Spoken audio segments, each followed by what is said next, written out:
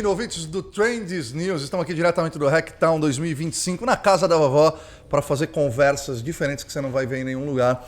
E hoje aqui estou com dois caras que fazem coisas incríveis que vocês vão conhecer hoje. Marcelo Dweck, formado em comunicação social pela FAAP, especialização em branding pela Kellogg e em empreendedorismo social pela Stanford School of Business. Em 2009, o Marcelão fundou a agência Luxo, onde desenvolve projetos para clientes como Heineken, Disney, Facebook, PepsiCo, entre outros. É uma empresa de storytelling, depois ele vai contar um pouquinho mais. Em 2016, ele cofundou a Social Docs, produtora especializada em contar histórias de impacto social para clientes como ONU, Instituto Votorantim, Visa, Fundação Volkswagen, entre outros, vocês devem conhecer. Aqui, Henry Grazinoli, pronunciei certo, Henry? Henry Grazinoli é diretor e roteirista do documentário de longa-metragem Um Novo Capitalismo, que está disponível no Netflix e no Apple TV, sobre negócios sociais. É autor e coautor de diversos roteiros de cinema, entre eles dos filmes Danado de Bom, Wapa, Aqualoucos e Zimba. Autor de roteiros de filmes para empresas como Fiat, Visa, Votorantim, Heineken e BASF. Ele é coordenador dos projetos Tela Brasil e Dar Voz aos Jovens, supervisionando a realização de mais de 50 filmes em periferias brasileiras. Ele é sócio e fundador do Marcelo no Social Docs, agência e produtora especializada em comunicação para empresas com responsabilidade social e terceiro setor, tendo como clientes pequenos como a ONU, Médicos Sem Fronteiras, Fundação Coca-Cola, iFood, Nestlé e Sicredi.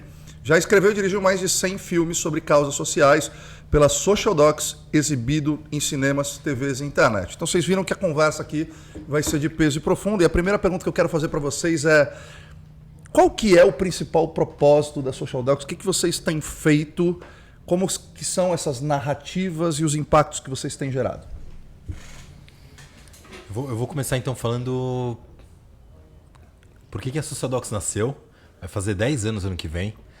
E a gente tinha uma inquietação muito grande. A gente trabalhou junto em diversos projetos, mas tanto eu quanto o Henry, cada um com a sua carreira, tinha uma ligação com o setor social. E eu falo dessa inquietação porque a gente olhava o trabalho, né, da galera que trabalha com social, e aí eu estou falando de ONGs, institutos, fundações, de negócios de impacto. A gente faz um trabalho incrível lá na ponta, cara, que transforma a realidade, que transforma a vida de um monte de gente, mas ao mesmo tempo tinha uma dificuldade enorme de contar essas histórias. Então tem um gap enorme entre a capacidade de executar e a capacidade de contar. E a Social Docs nasceu com esse propósito, para diminuir esse gap, porque a gente acredita muito no poder das histórias para transformar e acelerar a transformação social. Quanto mais a gente contar essas histórias para os clientes, para os nossos parceiros, mais a gente vai conseguir colocar essas narrativas no mundo. Então esse é o grande propósito da Social Docs. E aí, Henry, conta aí um pouco da... Acho legal complementar, trazendo um pouco do porquê que a gente acredita tanto no poder das histórias, né, e das estruturas narrativas. O Marcelo, já antes da gente ser sócio, já tinha uma agência que trabalhava com storytelling, já trabalhava e estudava isso. A minha formação foi toda feita em cima de estruturas narrativas, narratologia, enfim, é um negócio que eu estudo a minha vida inteira, que eu sempre gostei. Eu passei por tudo que foi mídia, né? Eu passei pelo teatro, pela literatura e terminei no audiovisual. Hoje estou no audiovisual. Já acabou, já aposentou? Ainda não. Gosto de falar disso. Hoje estou no audiovisual e assim, né? As estruturas narrativas, elas são alguma coisa que todo ser humano carrega dentro de si desde sempre. A gente não consegue determinar um momento em que nascem as fórmulas, os formatos ou as técnicas das estruturas narrativas. É impossível determinar isso, porque isso faz parte de quem o ser humano é desde sempre, isso faz parte de toda a nossa evolução. Na verdade, a gente, quando vai olhar, né, a gente pega ali 300 anos antes de Cristo, mais ou menos, para nós aqui do Ocidente, o Aristóteles começou a sistematizar esse negócio. Para nós ele é uma grande referência, mas na verdade ele começou a sistematizar um monte de coisas que já existiam. As histórias já eram contadas em tradição oral, já eram contadas com estruturas. A gente volta mais tempo atrás, a gente vai encontrar um monte de... Na Revolução Cognitiva, como o Harari falou, que foi o que diferenciou o ser humano dos outros animais, né? Exatamente, mas aí tem por exemplo, o Siddhartha Ribeiro, que ele traz uma reflexão maravilhosa no Oráculo da Noite, num livro que ele traz a coisa da importância dos sonhos e tal, que ele que ele fala a respeito disso, né? De qualquer mamífero entra em sono REM. E você tem um tempo de sono REM. A gente estava vendo agora um sono REM com um ronco profundo, que devia estar sonhando. Qualquer mamífero sonha. E os sonhos acontecem em estruturas narrativas. Que legal isso, cara. Para qualquer mamífero, você sonhar em estrutura narrativa, isso de alguma forma ajuda a reforçar determinados comportamentos. Né? Então, na verdade, quando a gente fala da nossa relação com as estruturas narrativas, Marcel, a gente está falando de um troço, cara. Ancestral. Que é muito ancestral. E não é à toa que quando você vai assistir uma série na Netflix, o negócio te pega, você fica lá, e aí você maratona, e aí você vira à noite, as pessoas ficam doidas com aquele negócio. Quando você vê um filme que você gosta, você fica dias com aquele troço na cabeça, pensando, você vai dormir, sonha com aquele negócio. É porque a conversa, quando você estrutura uma narrativa bem estruturada, e ela é capaz de pegar nesse lugar que está muito além da razão, cara, a conversa é outra, é em outro lugar, né? Você fala de uma maneira muito profunda com as pessoas. Então a gente, num determinado momento, acreditando muito nisso, enfim, embasado por um monte de coisas, decide começar a usar essas estruturas para, de alguma maneira, ajudar na aceleração de transformações sociais, ambientais que a gente acredita importantes. Né? Legal. Eu acho que tem uma outra coisa, quando a gente fala, né, do desde sempre, tem essa perspectiva histórica, mas tem uma perspectiva humana da nossa casa, do nosso dia a dia. Né? Eu tenho 3 filhos em casa, e, cara, quando você para contar a história, as crianças param e querem ouvir. Larga o celular, né, cara? Larga as telas, né, velho? E é muito legal, assim, tem muitas experiências em casa da gente contando como é que eu conheci minha esposa, o que aconteceu com... As crianças param e ficam pedindo, mas você pode falar mais, mãe? Você conta mais, conta... Porque isso está na nossa natureza desde sempre, desde que a gente nasce mesmo. E a gente aprende e a gente dá sentido para as coisas sempre em estrutura narrativa, né? Então, quando alguém fala que a gente sonha em estrutura narrativa, você acorda, você começa a lembrar as coisas, você só consegue conectar a hora que você cria uma história na sua cabeça para poder contar.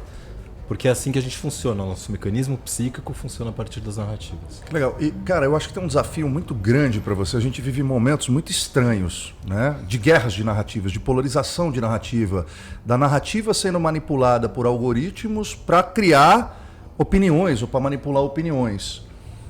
E vocês escolheram um caminho muito nobre, mas muito duro. Né? Porra, você vê o que está acontecendo no mundo de desinvestimento em ESG, de falar que diversidade já não é mais legal. A gente está indo numa contramão que era tão interessante a gente poder falar como que as próprias narrativas podem quebrar essas narrativas tão poderosas e que a tecnologia traz uma técnica de neurociência, uma escala bizarra. Como é que a gente pode contar histórias para ir contra esse movimento que é tão forte e tão desleal? Porque uma coisa é você contar a história para seus filhos, outra coisa é 3 bilhões de pessoas. Como é que você escala isso? Como é que você consegue? É possível? É um movimento que é individual? Ou dá pra gente criar um movimento maior de narrativas mais interessantes? Isso tem a ver também com o que vocês fazem na Social Docs. Joguei a bomba aí, velho. Vocês se virem. Jogou a bomba. Então, Marcelo, eu acho assim, acho que tem dois aspectos importantes para a gente pensar nisso. Um deles é o aspecto de você trabalhar com determinadas estruturas que são universais e que sempre funcionam, e que a gente sabe, né, que elas estão lá porque que são essas estruturas que estão dentro da gente e que a gente não vai perder. Né? Hoje, inclusive, a gente assistiu várias palestras hoje aqui, e uma delas era a respeito de roteiro e inteligência artificial. E é uma baita reflexão essa, porque assim, a inteligência artificial ela é capaz de ser uma boa redatora, uma boa assistente. Só que para você redigir bem alguma coisa, você precisa saber estruturar, você precisa trazer determinados elementos, e muitas vezes ela ainda não é capaz. Quem domina profundamente essa técnica e está por trás daquilo ali consegue fazer um trabalho mais profundo, consegue fazer um trabalho mais rápido, né? Mais rápido, melhor, com mais qualidade. Então isso é uma coisa, e essas estruturas elas vão continuar sendo usadas. A gente, inclusive, tem uma história muito... Posso só abrir um parênteses? Porque a história é boa. Essa história é boa. Abrir parênteses, o parênteses está aberto desde o começo do episódio. A gente fez um trabalho, foi muito legal a história, porque a gente fez um trabalho para a Visa, há um tempo atrás, que a Visa tinha um projeto, um programa que acho que tem até hoje, né? Visa hoje. Causas, que você se cadastra lá e aí todas as compras que você faz no cartão Visa, uma parte do lucro daquela operação a Visa doa para organizações sociais que são parceiras. Eles já estavam no momento de uma certa maturidade do programa, que iriam contar as histórias de impacto que eles estavam causando na ponta com as doações que eles faziam. Eles chamaram a gente para fazer um trabalho de contar essas histórias em parceria com a agência que estava com eles na época. E foi uma experiência incrível, cara, primeiro porque tinha uma pessoa à frente da comunicação da Visa na época que nos proporcionou fazer o nosso trabalho da melhor maneira possível, ou seja, contar as histórias do jeito que elas têm que ser contadas. Porque, de um modo geral, a gente sofria bastante pressão da agência nesse sentido de que não, mas assim não dá. O filme tem que ter 45 segundos, 1 segundo e meio, primeiro tem que ter tal coisa, 2 segundos. E a gente dizia, cara, mas assim... Não funciona. E só um segundo, eu lembro o dia que a gente foi vender a ideia que a gente precisava ter tempo para a história funcionar e a gente precisava fazer isso de uma maneira muito prática, né? Então a gente ficou pesquisando e a gente levou para eles referência 2 filmes gringos que eram dois comerciais de hospitais. Então tinha alguma relação com saúde, com causa. Saúde era uma das causas que a Visa apoiava. E eram dois comerciais de hospitais. Um deles era um comercial de 1 minuto, eram 2 bons, a gente ficou cavando para levar coisa boa. Um demorava 1 minuto e o outro demorava 2 minutos. E a gente deu o play lá. A hora que você põe um do lado do outro... A diferença é muito grande, né? Cara, muito grande. Assim, Mas isso é o que vocês veem, porque é o seguinte, o que eu tenho percebido é as pessoas querem cada vez coisas mais profundas e menos tempo. Então. E não tem jeito, tem chavinha que você tem que mexer ali, não dá pra você fazer um negócio foda num curto espaço de tempo com uma profundidade. Exato. Você vai escolher 2. Exato. Esse é um bloqueio pro negócio de vocês? E aí vem a conclusão dessa história, que é, no fim das contas, a gente conseguiu carta branca para trabalhar, a gente conseguiu assim, tipo, olha, faz o trabalho de vocês, a gente chamou vocês porque são vocês, então esquece, faz o que vocês têm que fazer. E a gente fez, os filmes eram todos mais longos, todos dentro das estruturas narrativas, contando história de gente comum, contando história de pessoas atendidas por organizações sociais, de várias causas diferentes e tal. E eles colocaram isso para rodar, colocando mídia. E naturalmente, como eles estavam colocando mídia, a gente começou a ter vários benchmarks de coisas que estavam acontecendo ali ao mesmo tempo. Cara, e os resultados foram maravilhosos. A gente tinha mais complete view do que todas as propagandas. A gente ganhou de todo mundo. A gente deu coro de complete view em propaganda de 30 segundos. Porque você não estava tentando vender crédito. A gente não estava tentando vender crédito, a gente estava contando uma história, tinha uma narrativa ali. Você abria aquela história conhecendo um personagem, entendia que problema ele tinha, qual era o conflito dele, como é que aquilo ali podia ser resolvido, entendia aquela jornada e terminava em 2 minutos, e as pessoas ficavam Se conectavam, vendo, né, cara? porque tinham uma história. E porque você não estava vendendo nada? Eu tento sempre explicar isso. A gente não estava vendendo nada. E deixa eu fazer uma pergunta, cara. Eu acho que assim, a gente está, como eu falei dessas guerras de narrativas, a gente adiciona isso uma tecnologia que muda a lógica das coisas, que é a inteligência artificial. Isso tende a atrapalhar e comoditizar o storytelling? Ou tende a ajudar a gente a conseguir fazer coisas que a gente não conseguia fazer? Ou ambos, ou nenhum dos dois? A gente estava conversando hoje de manhã sobre isso, porque eu acho que ambos, tá? Então, assim, em um sentido, eu realmente acredito que tende a pasteurizar. Se as pessoas não tiverem consciência de como usar, que tipo de prompt eu coloco, como é que eu provoco e depois como é que eu trago humanidade para o negócio, cara, tem uma forte tendência de pasteurizar, assim. Por outro lado, o Henry falou, né, de IA sendo um assistente, cara, ele te dá uma mão na roda para você poder preparar as estruturas, para poder ter os primeiros inputs.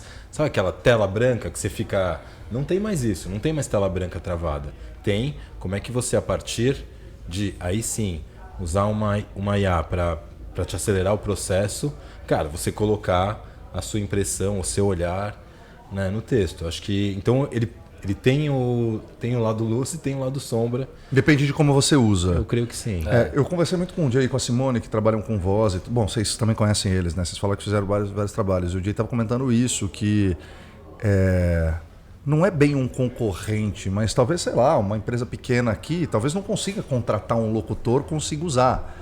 Porque Exatamente. que IA que vai contar uma história que vai me comover? Exatamente. Porque a história tem que estar carregada de emoção, não tem que estar carregada de um certo nível de empatia e conexão. Sim. Como é que é esse processo? E por que não dá para a gente automatizar? Qual que é essa barreira tecnológica que a gente não consegue ir através da contação de histórias? Eu vou responder a sua pergunta, eu só vou antes finalizar a história, porque quando eu contei a história da Visa, era para dizer que assim, tem um aspecto que é esse aspecto do que a gente carrega dentro de nós como essência de narrativa, e quando ela funciona bem, ela te pega. Mas aí você tinha perguntado na outra sobre os algoritmos. Aí a gente começa a viver uma outra questão, que é assim, também não adianta muito você conseguir estruturar bem e isso não chegar nas pessoas.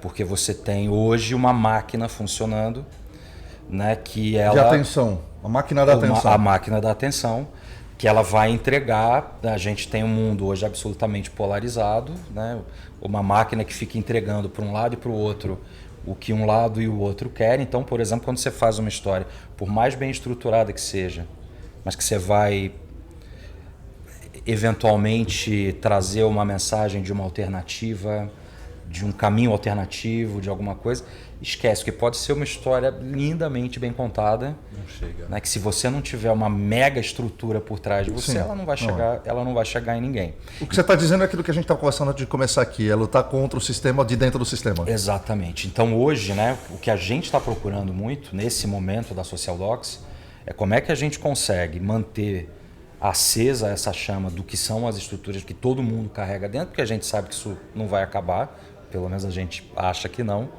acredita que não.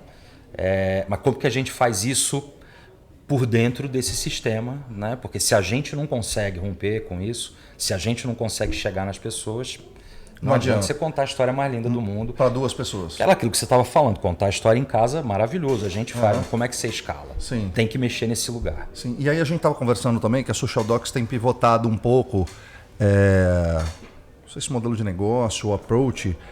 É esse o ponto, e aí se der para vocês contarem, cara, a gente está vendo por esse caminho, viu que deu certo, viu que não deu certo, porque tem isso aqui e a gente está indo por esse caminho. Como é que é?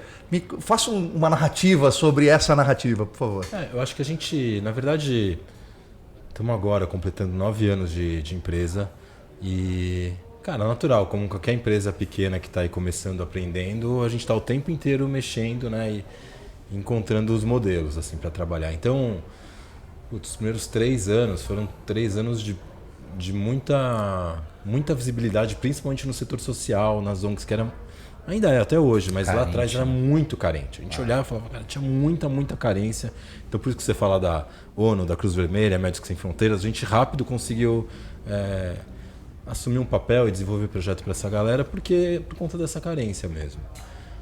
Depois vem a pandemia, e para a gente também foi um momento muito crítico. Assim, imagina que até a pandemia a gente basicamente fazia documentário, ou seja, vai para a rua filmar. Não tinha outra coisa, era vai para a rua filmar. Em fevereiro a gente foi para a rua filmar, em março acabou assim. E aí foi um momento muito importante para a gente também entender, né? A gente, enquanto especialista em narrativa para impacto, o que a gente podia fazer para além de ir para a rua filmar? A gente começa a fazer serviço de trabalho de consultoria, a gente começa a dar treinamento, a gente começa a fazer animação, outros tipos de filme. Fizemos um monte de filme com celular, essa coisa que você nunca imaginou, né? E todo mundo gravando e a gente editava. E depois vem toda a onda SG. E, cara, a gente foi se transformando ao longo de todos esses anos.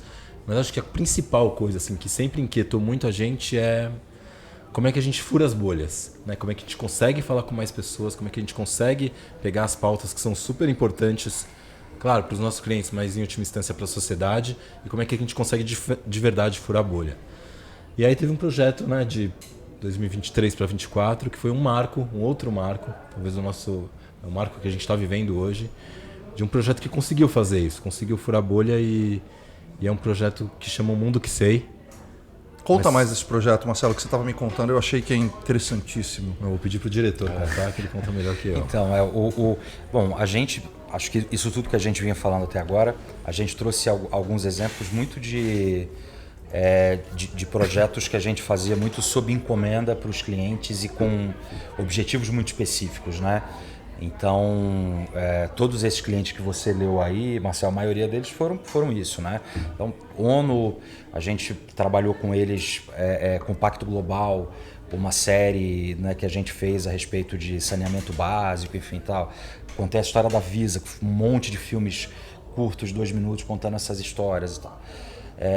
Então eram coisas feitas muito por encomenda, dependendo dos objetivos do cliente, que a gente trabalhava muito em cima dali, e a gente tinha essa inquietação de, vamos procurar alguma coisa maior. E aí nasceu o Mundo Que Sei, né, que foi um projeto que nasceu de uma parceria, né, com uma escola de São Paulo, chamada Espaço Ecoa, com a Biboc, que é uma agência de comunicação que atende o Espaço Ecoa, e a Social Docs. E a ideia desse projeto era o seguinte, aí já um conteúdo mais longo, mais parrudo, e falar de impacto de uma maneira menos dirigida e específica, né? Falar assim, de ampliar um pouco esse olhar, né? E o Espaço Eco é uma escola que tem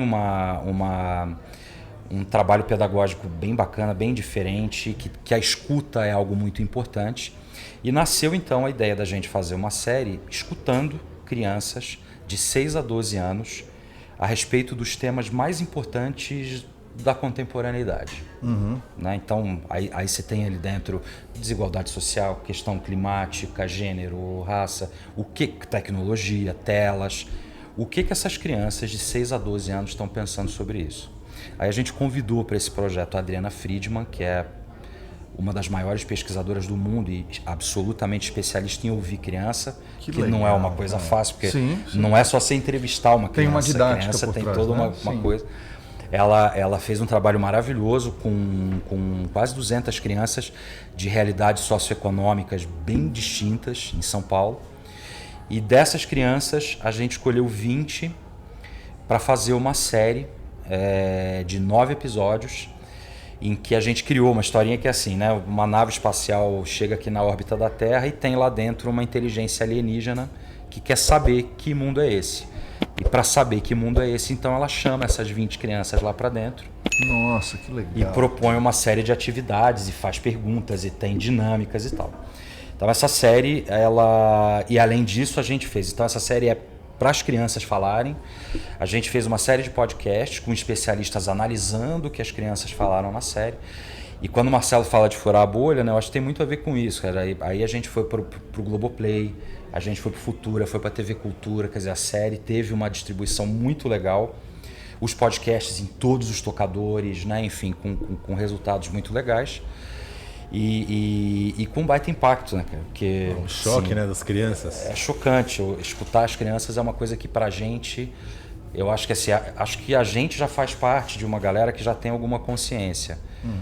Quando a gente ouve as crianças, já é duro para nós, eu imagino para outras pessoas, porque você olha e realmente diz, cara, é de um nível bastante preocupante, né? A gente perceber o nível de consciência que elas têm e como elas trazem isso para o mundo. Né? Vocês conseguem medir o impacto de que essas histórias de impacto... E aí quando eu falo de impacto pode ser, seja lá qual for o objetivo, mas é mensurável isso?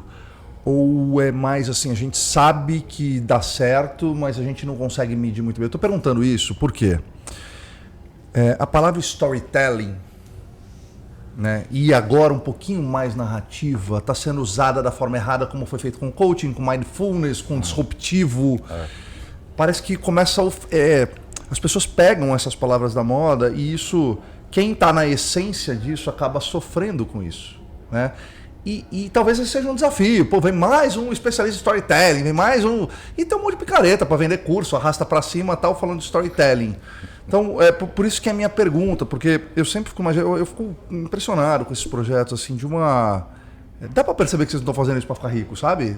Dá para perceber que... Mas eu imagino que vender projeto que conte narrativas de impacto, do outro lado, você tem que ter uma pessoa tão especial quanto vocês... Ou ela vai ter um olhar do seguinte, tá bom, o que isso vai me dar de resultado de clique, seja de impressão, seja... Vocês conseguiram medir? Vocês têm algum case para contar pra gente disso? Eu acho que tem duas perspectivas aqui quando a gente pensa em medir impacto, tá? Bom, primeiro você falou uma coisa que...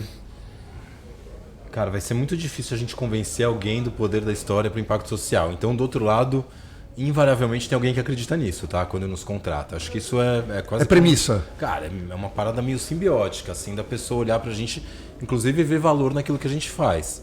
Dificilmente eu vou chegar pra um cara que é um engenheiro, se bem que a gente vai falar de engenharia daqui a pouco, mas dificilmente eu vou chegar pra um cara que tá com esse olhar e convencer ele. Acho que não é por aí. De qualquer jeito, acho que tem sim, né, a perspectiva de medição. E aí eu vou falar de uma perspectiva primeira bem concreta, que é o trabalho que a gente faz. Bom, já fizemos muito para as ONGs, essas ONGs internacionais, que tem lá na TV a cabo, Doe, Clique. Cara, isso é matemática pura ali. Tem sim. medição o tempo inteiro, e o filme que você coloca, a hora que você faz, que volta, então... Conversão imediata, imediata, né? Não... Mas não é esse muito o foco de você. O foco de você é a construção de narrativas mais de longo prazo e de projetos que toquem ou não, também é Bom, isso. a gente também faz esse tipo de coisa, tá? E ali você tem uma coisa... Acho que não tem outro lugar para você medir ROI do que ali, porque você passa e toca o telefone, eu não toca. E como é que você faz? Então, tem uma experiência ali, e aí ali a gente tem alguns dados, né, alguns cases que geraram bastante doação para as ONGs. Mas, cara, tem uma outra coisa que ela é intangível. E aí eu acho que vai para um lugar que a gente acredita muito, que é a maneira como a gente faz o nosso trabalho. Que vamos chegar lá no produto final, que tem o filme, e que tem o drone, que tem... Tá tudo lá, mas a gente acredita muito que o como é tão ou mais importante do que o produto final. E, cara, você vai pôr no Excel, talvez você não vai medir isso, mas assim, quando a gente termina um processo e tá lá o personagem agradecendo pelo dia que ele teve, a equipe toda se abraçando e, cara, que coisa que incrível, quando que vai ser o próximo filme? A gente às vezes chama de propósito o cliente para poder ir lá e viver aquilo lá. O cliente termina o dia e fala, cara, isso aqui mudou minha vida, essa experiência.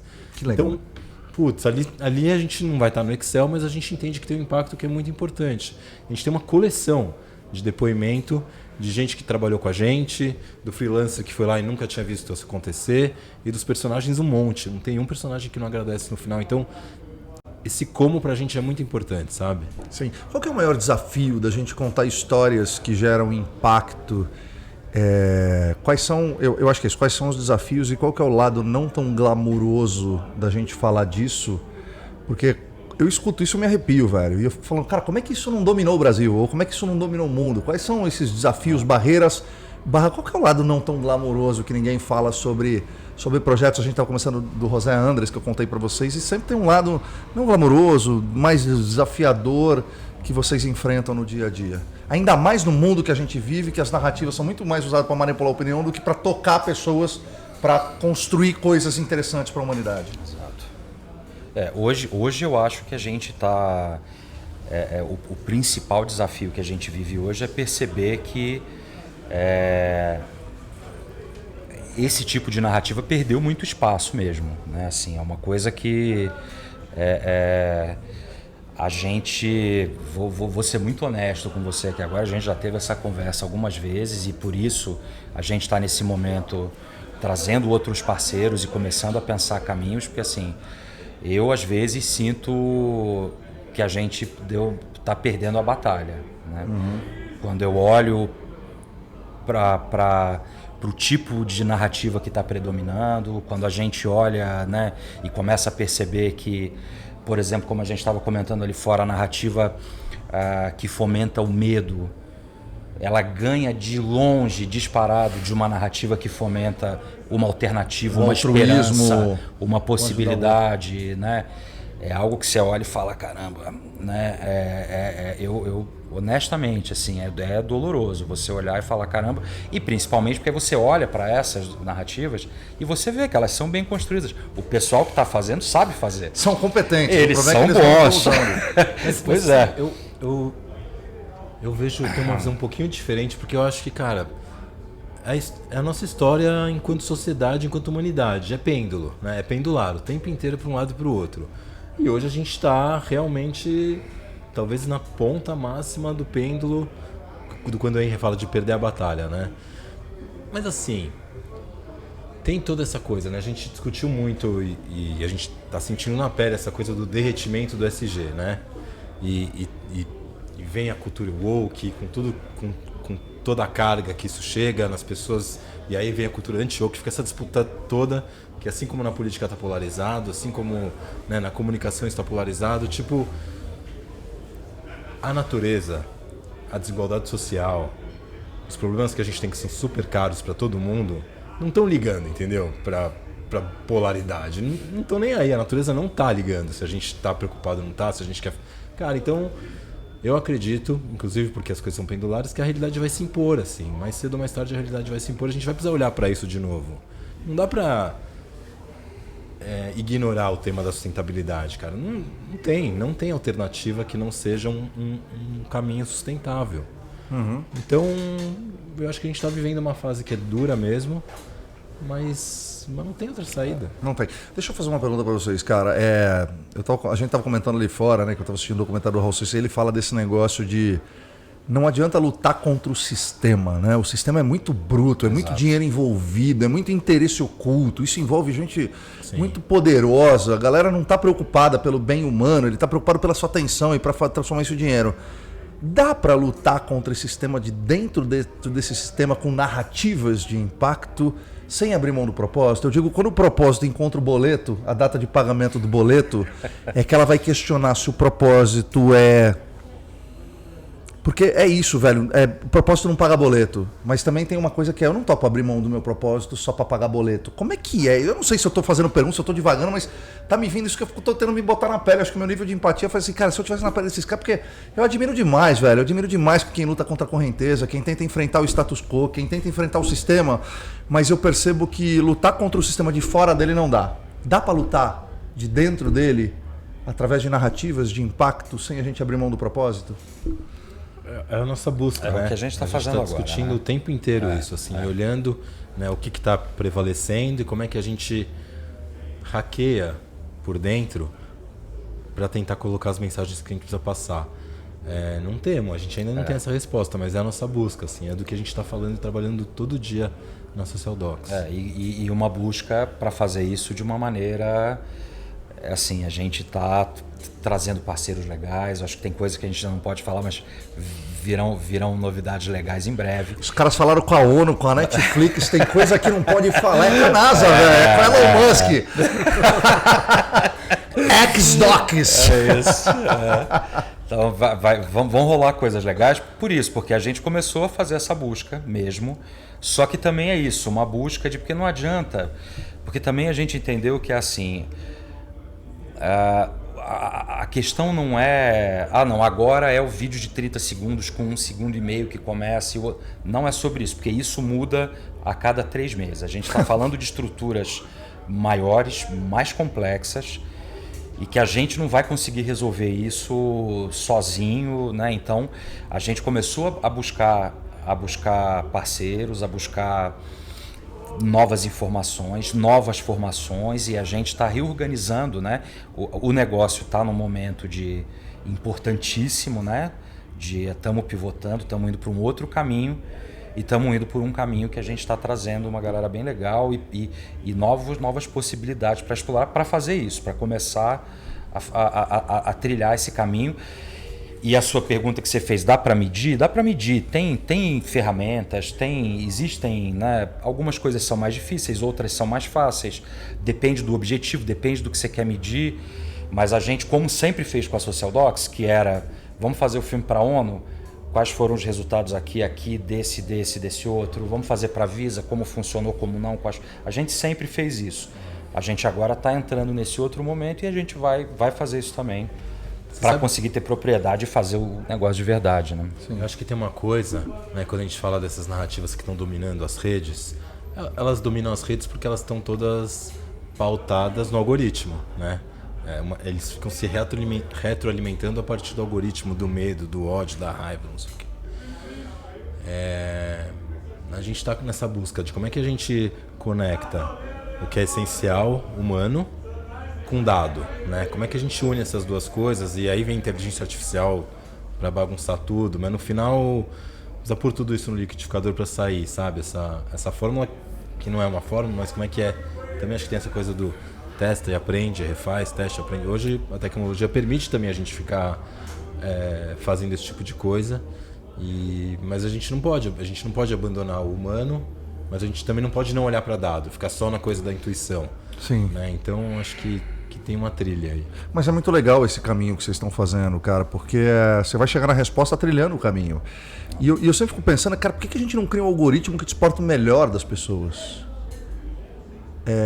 Talvez porque as pessoas não tenham interesse. Eu fui numa palestra esse ano e uma mulher, eu esqueci o nome dela, junto com um dos fundadores do Twitter, eles estão criando uma rede social que ela é uma rede social, porque as redes sociais não são redes e não são sociais. Elas transformaram as pessoas em produtores de conteúdo para retroalimentar um sistema de vício de tela. Né? Então, hoje uma rede ela não é social, ela só é uma rede que é isso. Então, eles criaram um negócio, um aplicativo chamado Mozy, que quer voltar a ser uma rede social onde você não é um produtor de conteúdo, onde ele quer te estimular a gerar conexões fora da rede. Sim. É muito legal a ideia. Maravilhoso. Quantas pessoas vocês conhecem que tem o Mozy? Sabe? Como é que é o modelo de negócio de rentabilidade? Eu fiz essa pergunta no Salve Acesso. Eu não conhecia nem o Mozy. Então, é meio que a luta é foda, velho, porque... Bota um pi aí depois, mas é muito, não dá pra falar que é fogo. É foda, velho. É foda, porque esse mecanismo de captura de atenção, de monetização através de produção de conteúdo, faz a gente entrar num negócio... É muito difícil lutar contra isso, cara. Então não desistam, por favor, encontrem essa resposta, tentem, mas não desistam. Porque eu acho que se a gente não tiver pulsos de anticorpos sociais contra esse sistema, a gente tá fudido, velho. Tá fudido. Dá pra ser otimista mesmo entendendo esse cenário, porque às vezes deve dar vontade de falar, mano, quer saber, velho? Joga essa porra dá pra vontade. cima. Às vezes dá não vontade.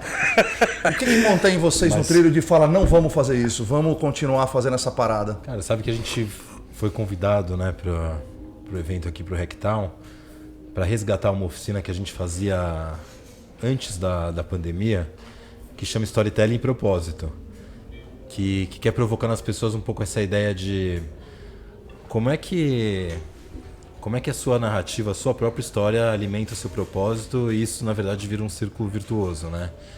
Então, pra mim, tem a ver com isso, assim. A gente, cara, olha pra tudo que a gente construiu, a gente olha pra tudo que a gente sonha junto. Na verdade, não tem outro caminho pra gente, não tem outro caminho. Vou vender pipoca, não vou vender, cara. Então, a gente vai ter que trilhar e vai ter que encontrar um meio, assim. Porque na hora que você encontra, na hora que você entende, você vai ter que achar o jeito de fazer, assim. Pra gente, cada trabalho que a gente faz, cada entrevista que o Ângelo trabalha lá com a gente, vai dirigir, vai conhecer um personagem, é uma gasolina tão poderosa. Pra mim é um pouco isso. Eu acho que essa relação com as pessoas, né? A gente é uma produtora, a gente faz animação, faz ficção, faz uma porção de coisa, mas essencialmente a gente trabalha com documentário. A gente conta história de gente, de verdade. Isso eu acho que é uma das coisas que mais movem, porque quando a gente senta com as pessoas para escutar as histórias, né, a gente consegue ver esse lado do ser humano que brilha, né, que é o lado que você fala, cara, o ser humano é tão maravilhoso, né? Sentar com essas pessoas para escutá-las, para contar essas histórias, para mim, especialmente, é uma coisa que me dá muita vontade, né, de continuar. E hoje eu acabei estando um pouco mais distante do campo nos últimos tempos, a gente foi olhar mais para o negócio e foi... Mas, assim, eu olho, sabe que eu olho ali a gente tem no nosso YouTube, né, que na verdade ele é um repositório nosso. Ele é um repertório ali, tem o né? nosso repertório, eu sou tem assim. tudo lá. E, cara, assim, tem uma diversidade tão grande de gente ali e de histórias e tanta verdade, né? Porque são as pessoas ali, cara, contando as suas histórias, falando dos seus desafios, das suas conquistas, dos seus sonhos. E eu olho para aquilo ali e eu falo, cara, que bom que é isso que tá aí, né? A gente foi em algumas palestras hoje de pessoal que está fazendo coisa com inteligência artificial, filmes e tal, tem coisas incríveis e estamos olhando para isso também. Mas pensando assim, botar um repertório gigante de coisa de IA e o que a gente fez nesses 10 anos ali do lado, eu volto e faço tudo de novo que a gente fez nesses 10 anos. Porque eu acho que é onde está é onde está a beleza, é onde está a verdade. Né? A gente se conecta mais com histórias de pessoas, né, cara? E eu acho que a IA não vai conseguir substituir isso. A gente está chegando ao final do episódio, eu queria deixar o espaço aberto aqui para esse momento de alguma coisa que eu não tenha perguntado e que vocês acham relevante a gente falar, porque a gente precisa contar mais histórias, e não histórias de heróis, ou histórias, mas histórias reais. E o poder que isso tem de transformação tem que ser amplificado. Então talvez eu não tenha feito alguma pergunta que vocês talvez queiram comentar alguma coisa, que fala, pô, tem um negócio aqui.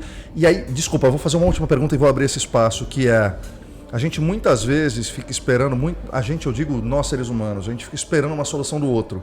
É do governo, é da empresa, é da Apple, é do negócio. O que vocês acham com essa visão e com esse repertório que vocês têm de escutar tanta história de gente? O que um ser humano comum como eu pode fazer para se tornar um anticorpo, para que essas histórias cheguem mais longe, ou para que a gente não deixe morrer esse movimento anti esse domínio do capital? Tem alguma coisa que o ser humano pode fazer no seu micromundo e depois deixar aberto para vocês já poderem discorrer sobre alguma coisa que eu tenho esquecido de perguntar aqui para vocês? Eu acho que no micromundo a gente também está há 10 anos dando as oficinas. A gente tem uma oficina que chama Como Contar Histórias de Impacto Social, onde a gente divide nossa metodologia, a gente tem uma porrada de canvas, de ferramentas e tal, para as pessoas poderem contar cada vez mais as suas histórias, assim. Então, quando você fala, tá, o que eu posso fazer? Eu tenho certeza... Bom, você contou pra gente do José Andrés, né, como é que aquilo te tocou. Quanto mais a gente conseguir povoar os nossos ecossistemas com boas histórias, é o que a gente pode fazer pela perspectiva da Social Docs, né? Mas eu queria aproveitar então esse espaço, porque quando a gente fala, né, do momento que a gente está, desses novos projetos que a gente está imaginando, eles têm um perfil parecido com o Mundo que Sei, no sentido de que a gente está atrás de pensar projetos que são maiores, são mais parrudos, mas eles têm uma característica que eu acho muito importante, que são projetos, longa-metragens, séries, mas que nascem a partir de um problema. Não é que eu e o Henry queremos falar de... Não, a gente está procurando problemas concretos e reais na sociedade e como é que o audiovisual pode colaborar para trazer a discussão e resolver esses problemas. Então, acho que eu vou deixar para o Henry contar. Trabalhando a partir de pesquisas, né, por exemplo. Então, acho que um exemplo é um projeto que a gente tem, um problema para o qual pouquíssima gente olha, porque a gente sempre ouve falar dele de maneira genérica. O Brasil é um país que tem problema de infraestrutura. O Brasil tem dificuldade em desenvolver tecnologia. A gente fica ouvindo essas coisas de maneira genérica. E aí a gente, por exemplo, chega em algumas pesquisas, através de um cliente nosso importante, que já virou um amigo e tal, mas de que isso tudo está diretamente relacionado, ou quase tudo diretamente relacionado à engenharia. A gente tem pouco engenheiro. Quando você vai olhar para outros países do mundo, né, a quantidade de engenheiros do Brasil é pequenininha. E aí quando você começa a funilar o problema, você chega lá nos jovens e você vai ver que, para piorar, os jovens não querem mais fazer engenharia. E aí a gente encontra uma possibilidade maravilhosa para fazer um projeto. Então, pô, olha que interessante a gente poder fazer um trabalho, desenvolver um trabalho narrativo bacana, foda, uma série legal, que vai falar com esses jovens, para que a gente possa trazer a engenharia por outras perspectivas. Porque também não adianta a gente querer fazer um negócio, faça engenharia, não é mais sobre isso, né? Convocar os jovens. Mas como é que a gente faz para usar tudo isso que a gente estava conversando, as narrativas pessoais, né, o que a gente tem dentro, os algoritmos, as grandes plataformas, para levar essa molecada a olhar para a engenharia de novo, né? Então esse é um exemplo de um projeto que a gente tem. Para além de construir obra, né? Olhar para as diferentes engenharias. A gente está falando de como é que um engenheiro pensa. É sobre isso que a gente vai falar. Sobre mentalidade da engenharia, Sobre mentalidade. É um negócio, e trabalhar de uma maneira, numa linguagem que vai conversar com esse pessoal e que possa atraí-los de novo, né? E isso, por exemplo, é um negócio que dá para medir. E nós vamos fazer e vamos medir. Que legal. E só para terminar, conta o outro do...